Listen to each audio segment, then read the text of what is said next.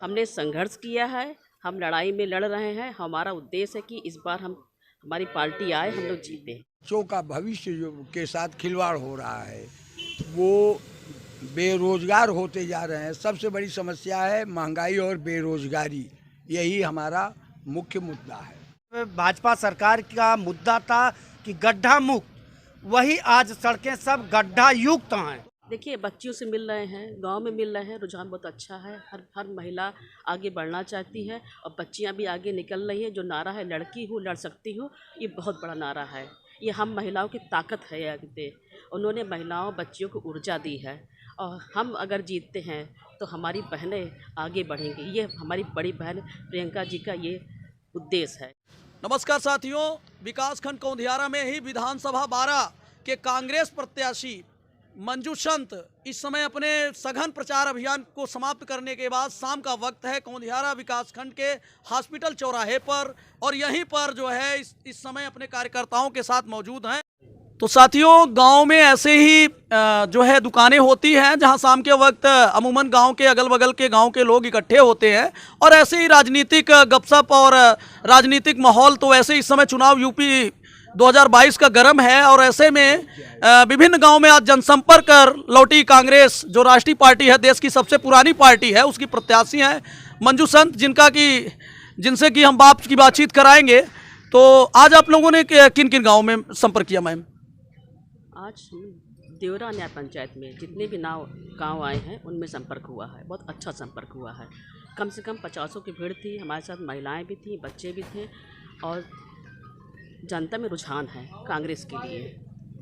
Ma'am, ये प्रियंका गांधी ने कहा कि लड़की हूँ लड़ सकती हूँ और आधी आबादी का आह्वान किया है, तो क्या कोई विशेष फोकस आपका महिलाओं या आधी आबादी के प्रति किस प्रकार का आपका प्रचार है?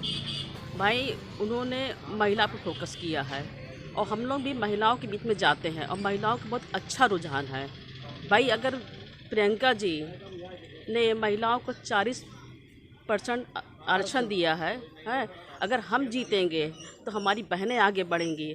उनके लिए प्रियंका जी बहुत कुछ करेंगी। अच्छा, आपके हिसाब से 12 में आप 2012 में चुनाव लड़ी थी और 20,000 से ज़्यादा वोट आपको मिला और कांग्रेस कह सकता हूं कि उसके पहले, काफ़ी पहले आपने वो इतिहास दोहराया जहां आप इतने वोटों तक लेके आई।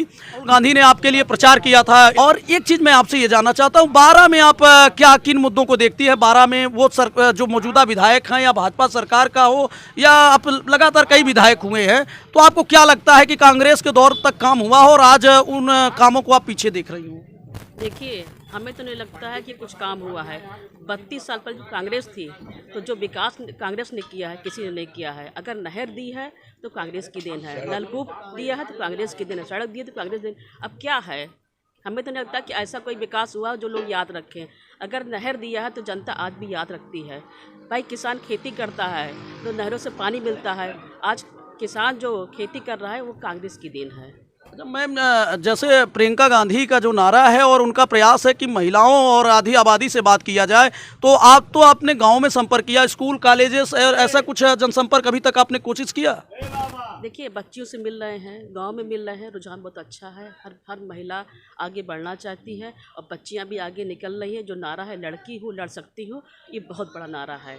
ये हम महिलाओं की ताकत है। आगे उन्होंने महिलाओं बच्चियों को ऊर्जा दी है और हम अगर जीतते हैं तो हमारी बहनें आगे बढ़ेंगी। ये हमारी बड़ी बहन प्रियंका जी का ये उद्देश्य है। जैसे कि कोविड गाइडलाइन है और ऐसे में ऐसा नहीं लग रहा है कि कोई बड़ा सम्मेलन तो होने की संभावना नहीं है। पिछली बार राहुल गांधी जो उसमें उपाध्यक्ष थे और वो भी आपके प्रचार के लिए आए थे, तो क्या अभी चुनाव जैसे जैसे करीब आएगा कोई बड़ा कांग्रेस का लीडर आपके लिए जनसमर्थन के लिए आ सकता है चुनाव में? हमारी बड़ी बहन प्रियंका जी आएंगी, जनसंपर्क करेंगी। अच्छा, आपके लिए यहाँ पे मतलब जनसंपर्क होगा प्रियंका गांधी का? हाँ, वो होगा जी। तो अच्छा, ये एक चीज़ और, ये अब मैं अंतिम प्रश्न आपसे ये जानना चाहता हूँ कि इस 12 विधानसभा में जो मौजूदा प्रत्याशी हैं, चाहे वह अपना दल और उसके प्रत्याशी हो या मौजूदा विधायक का जो प्रत्याशी बसपा में गया है, इस तरह के दल बदल पर आपकी क्या प्रतिक्रिया है? भाई, वो लोग तो दल बदल करते हैं, लेकिन हम कांग्रेस पे जब से जुड़े हैं तो हम कहीं हटे नहीं हैं। प्रलोभन तो बहुत मिलता है, लेकिन नहीं, हमारा मान सम्मान कांग्रेस ने किया है। हम इन्हें कभी नहीं छोड़ सकते हैं और बराबर हम कांग्रेस में ही रहेंगे। भाई, वो तरबदलू हैं जनता के कोई काम नहीं हुआ है, विकास का कोई काम तो मैंने दिख रहा है कि नहीं हुआ है। जनता हमें पसंद करती है और हम यहाँ से जीतेंगे। ये हमारा एक चीज मैम और है, भारतीय राजनीति में या उत्तर प्रदेश की राजनीति में कांग्रेस जब पहले थी तो इस तरह का जातीय समीकरण नहीं होता था, या कह सकते हैं जातिवाद नहीं था। लेकिन जब 90 के दौर से जातीय राजनीति शुरू हुई और उसके बाद आज अगर बात किया जाए, वैसे स्वच्छ राजनीति होनी चाहिए, जाति धर्म से ऊपर उठकर चुनाव होना चाहिए। लेकिन जो वास्तविक सच्चाई है ज़मीन पर हम देखें या 12 की समीकरण की हम बात करें तो मौजूदा जो भाजपा के और अपना दल के प्रत्याशी है उनका साफ साफ दावा है एक तरह से, और समीकरण भी है, उनके कार्यकर्ता भी कहते हैं कि हम अपना दल यानी यहाँ का जो वोट कोर वोट बैंक आप कह सकते हैं, थोक वोट बैंक, वो पटेलों का और ब्राह्मण समाज का या फिर भाजपा के साथ तमाम लोग जुड़े हैं। ऐसे में वो अपने आप को लड़ाई में आगे बता रहे हैं। वहीं समाजवादी पार्टी की तरफ से भी तमाम जाति समीकरणों को साधने की कोशिश हो रही है। ऐसे में कांग्रेस के प्रत्याशी के तौर पर 12 विधानसभा में आपकी क्या रणनीति होगी? देखिए, आज ब्राह्मण हमारे साथ है, हमारा वो चमार समाज भी हमारे साथ है, हर वर्ग समाज हमारे साथ है, चाहे वो पटेल हो, चाहे वो पाल हो, चाहे कोल हो। कांग्रेस ऐसी पार्टी सबको लेकर चलती है। मैम, आपके व्यक्तित्व के बारे में बताऊं, अगर मैं मुझे पिछला चुनाव मुझे खूब करीब से याद है, और उस समय बहुजन समाज पार्टी से इसी इलाके के भोलानाथ चौधरी जी चुनाव लड़े थे, और कहीं ना कहीं उनके समीकरण को बिगाड़ने में या कह सकते हैं आपका चुनाव मैदान में होना उनकी पराजय बनी, क्योंकि इतना वोट बैंक और आपने जो पाया वो तौर पे लोगों ने स्वीकार किया कि आपने उस समाज के सबसे कमज़ोर तबके, जिस तबके से आप आई हैं, उनका भी भरपूर समर्थन रहा। तो ऐसे में जब आप अकेले उस समाज की मजबूत प्रत्याशी हैं तो उस समाज को भी आप उसी तरह से साथ पाएंगी या उससे आगे आप निकलेंगी? भाई, वो समाज का काफ़ी वोट मुझे मिलेगा। तो फिर किसका इस बार समीकरण बिगाड़ने जा रही है या फिर क्या करेंगे? नहीं, हम देखिए, हम किसी का बिगाड़ने नहीं जा रहे हैं। हमने संघर्ष किया है, हम लड़ाई में लड़ रहे हैं। हमारा उद्देश्य है कि इस बार हमारी पार्टी आए, हम लोग जीते। ये तो देखिए साथियों, ये थी मंजू संत जी जो कि इस 12 विधानसभा की कांग्रेस की मजबूत प्रत्याशी हैं। ऐसा उन्होंने अपने 2012 के चुनाव में दिखाया और 20,000 से ज़्यादा अपने बलबूते पर चुनाव में लेकर राजनीतिक जो कह सकते हैं दिग्गजों को चौंका दिया था, और पुनः मैदान पे हैं और जमीनी स्तर पर काम कर रही हैं। अपने कांग्रेस की प्रभारी है प्रियंका गांधी जी उत्तर प्रदेश की, उनके दिशा निर्देशों के अनुसार महिलाओं से, गरीब तबकों से लगातार बात कर रही है, और उनका दावा है कि उस चुनाव से बड़ा जन समर्थन इस बार उनको मिलने जा रहा है। K9 प्रयागराज वर्ल्ड से मैं कृष्णानंद शुक्ला। कांग्रेस के वरिष्ठ सिपाही मौजूद हैं, आज हम उनसे बात करेंगे कि ये जो कांग्रेस की आज़ादी वाली टोपी लगाकर आप लोगों ने आज 12 विधानसभा में किन किन क्षेत्रों में दौरा किया? आज मैंने कौंदियारा ब्लॉक में न्याय पंचायत देवरा से शुरू किए हैं। देवरा, देवानपुरा, बजबना तो नहीं, वो क्या कहते हैं, जोखुपुरा, अवानकपुरा, लोकमनिकापुरा, ये सब गाँव को डोर टू डोर मिलते आ रहे हैं। आज आपने जनता के बीच में आप लोगों ने कांग्रेस के लिए वोट मांगा, तो किन मुद्दों के आधार पर 12 के लोगों से आपने अपील किया? आज बहुत बड़ा मुद्दा ये है कि पहली बात तो क्या कहते हैं, महंगाई चरम सीमा पे है। हाँ, दूसरी बात क्या कहते हैं, महंगाई के साथ साथ बच्चों का भविष्य जो के साथ खिलवाड़ हो रहा है, वो बेरोजगार होते जा रहे हैं। सबसे बड़ी समस्या है महंगाई और बेरोजगारी, यही हमारा मुख्य मुद्दा है। अच्छा, ये कांग्रेस पार्टी जो कि 12 विधानसभा में और 80 के दौर तक यूपी में एक तरह से छाई रही, उसके बाद के राजनीतिक घटनाक्रम, चाहे वह कमंडल की राजनीति हो या मंडल की राजनीति हो, और उसके बाद पराभव हुआ कांग्रेस का, और आज पुनः कांग्रेस एक बार प्रियंका गांधी के नेतृत्व में पुनः जो है कोशिश में है कि पुनः कांग्रेस को कम से कम स्थापित किया जाए। और पिछले बार तो वोट परसेंटेज भी कम हो गया था, 6 पॉइंट कुछ परसेंटेज था। तो आप लोग जनता के बीच में किन ऐसे मुद्दों के साथ, किस वर्ग से, ये जैसे प्रियंका गांधी भी और आपका कैंडिडेट भी महिला है, तो विशेष किस वोटर पर आपका फोकस रहता है? नहीं, फोकस तो हमारा सबसे है, परंतु महिलाओं से और बच्चियों से